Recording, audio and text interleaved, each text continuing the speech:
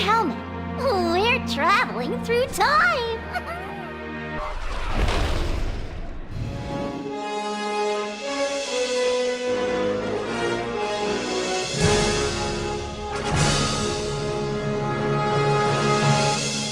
Are you ready to time travel, mate?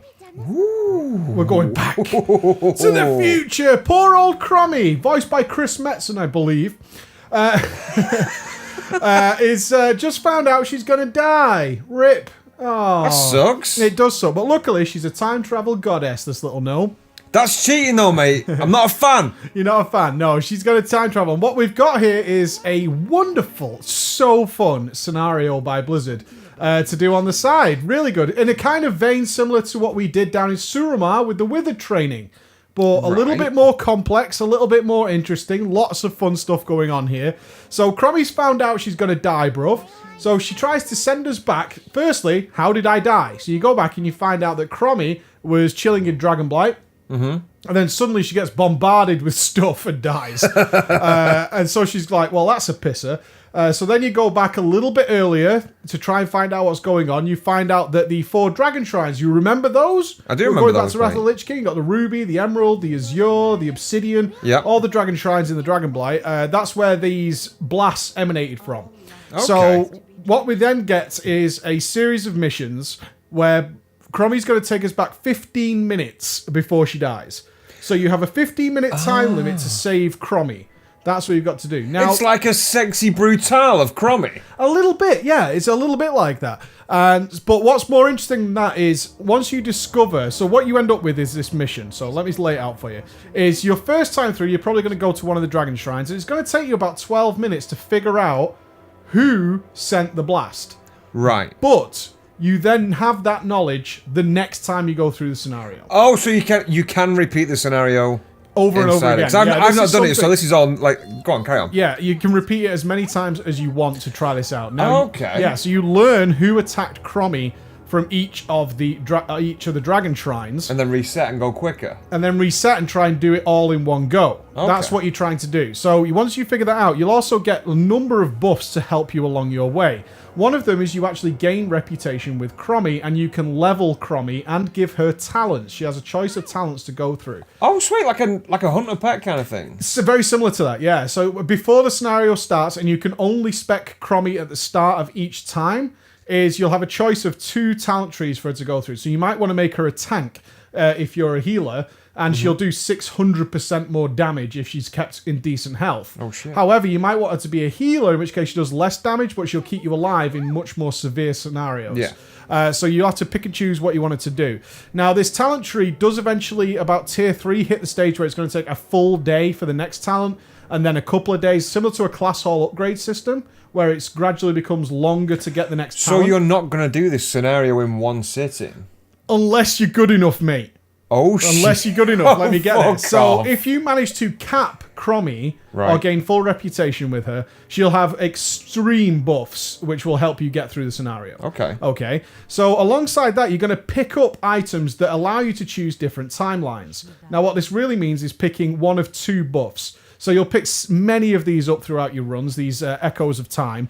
And that might give you reputation with Chromie, allowing you to get the talents quicker. Yep. Or it might be something like more time, where you can steal time, so it extends the duration of the timer. Or it might be a damage buff, or it might be a speed buff, or it might be treasure. You'll get a choice of which ones you want to take on. This sounds like a really good idea. It's so fun, dude. I'm not even joking. It is amazing fun. These are not weighted equally, by the way. There are clearly way better choices sometimes. Not always, but you might get something like extends the timer by 30 seconds, which is a godsend in this run. Oh, wow. Or the other one might be something like a time loss wallet that gives you 26 gold. Exactly. So they're not always weighed equally, which can be add a little bit of randomness to it, for sure. I mean, if you pick up several that just increase the timer by minutes, that's way different than a time increase of about 10 seconds. So you might get any of those going along the way. You can also pick up bronze dragons. You can choose to have a bronze dragon take part. That will complete one of the dragon shrines for you without you ever having to visit it.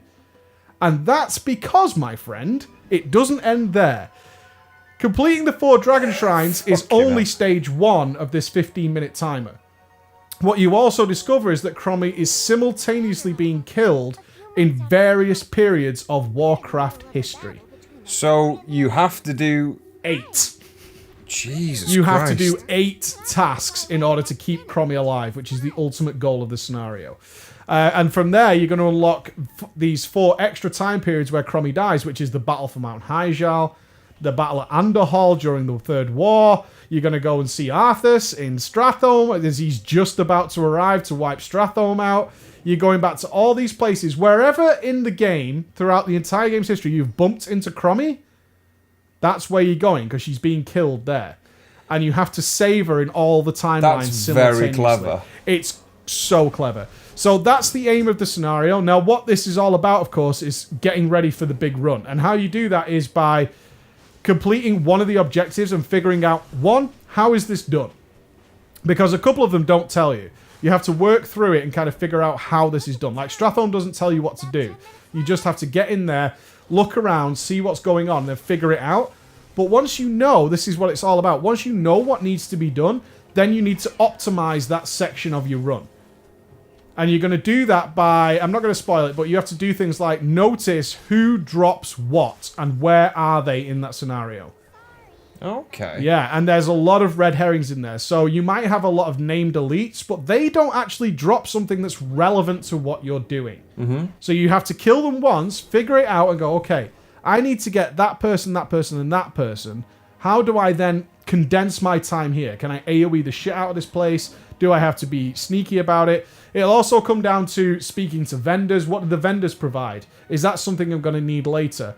In which case, you can pick it up early before you get the quest. That's what it's all about. Like, a later quest is going to require me to have X item. Yeah. I can pick this up now for when I get the quest later, so I don't have to run back to this guy and then save time on that journey. So can you get items that you would require in the scenario, and then, for example, it fails? Could you still have those items for next time?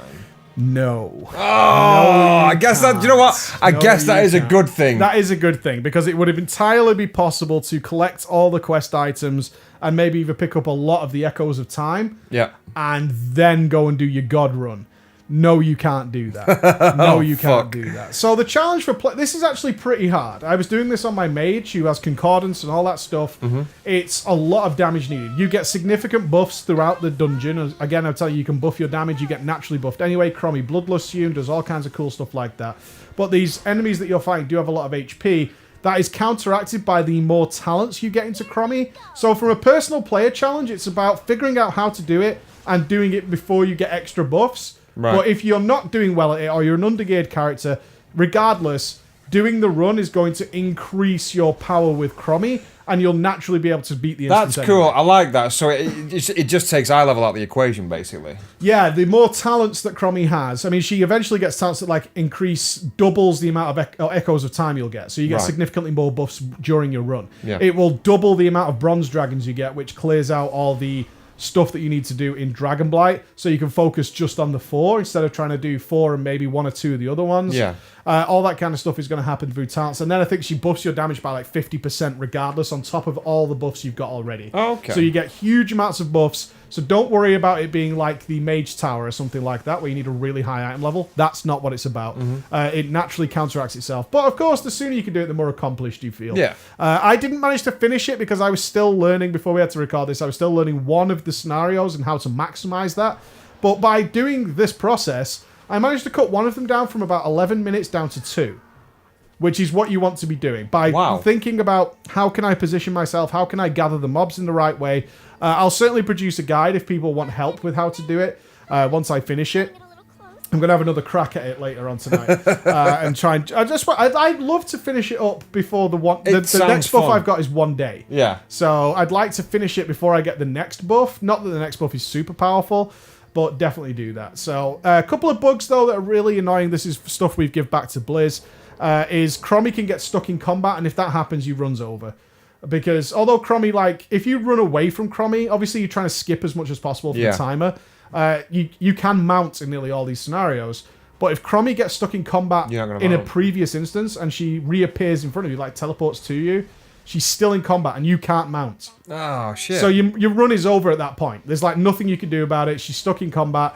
And it doesn't matter if you come out of combat, because I was on my mage. So if I invis and come back, I was just going I to say, if still I'm a can't rogue mount. and I vanish. Yeah, it doesn't matter. You're still stuck. Okay. And then you're proceeding on foot. You do receive significant speed increases while you're in there as you gradually work through it. Yeah. But no, it's not going to happen. If you can't mount and she gets stuck in combat, that was the biggest bummer of it all, was getting stuck in combat and being like, well, there's nothing I can do. I really would like a little bit more direction on what to do in some of the instances, because you are on a time limit from when you start doing the scenario. Right. From okay. point one till the end, you're on a time limit. And going in there and being like, what do I do here? Like, the Emerald Dragon Way is not specific. It's just saying the sleepers keep waking up. Like, the sleeping old ancients keep waking up. Mm-hmm. And that's it. And you're like, okay. So you're like looking around what to do. It's quite easy to figure out, because ultimately you're just going to start killing things and then things will happen. Right. But it would have been nice to have a little bit of direction. Certainly when you're going back in time. Like, Anderhall has a quest, as does Stratholme. But the other two didn't really have a quest. They just had a kind of, well, what else are you going to do here? Why don't you just kind of figure it out, right? That kind of attitude to it. But so much fun. Had loads of fun. It does sound a lot of fun. And just not just a generic scenario as well. It's a multi-day thing. It's a side game. It's a total side game that is way more interesting than some other content that's been out there. I mean, shit's on the Broken Show. Yeah. I would spend hours here where I wouldn't on the Broken Show. Just trying to beat it, just trying to maximize it, just trying to do... Learning what to do was the best part of it, because yes, one, it was vague, which I didn't like to kick off. I want to know what I'm doing at the start, but what the real fun comes in, like, okay, how do I maximize this? How do I make it more efficient? So look forward to this. It's coming in 7.2.5. Little Chromie scenario. Save this little mistress of love. She's beautiful. She's a beautiful little dragony girl. She's good. See you later, everyone. Peace.